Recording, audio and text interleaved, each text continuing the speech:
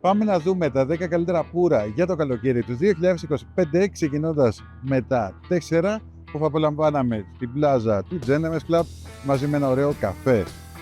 Πρώτη επιλογή θα ήταν το Foggia de Nicaragua, το κλασικό, το πρώτο πουρο της Νικαράγουας.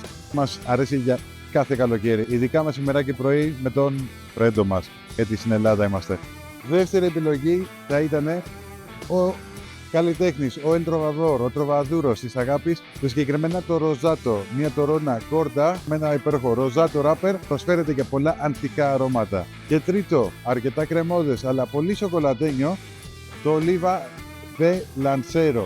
Το Lancero σημαίνει ότι είναι μακρύ και λεπτό, το αγαπημένο σχήμα του πούρου που άρεσε και στο Φιντελ Κάστρο, γιατί είναι πολύ μακριά από το στόμα μας και κάνει αρκετή απόσταση. Ο καπνός μέχρι να έρθει στους γευτικούς μας κάλικες και έχει αρκετό χρόνο να δροσιστεί.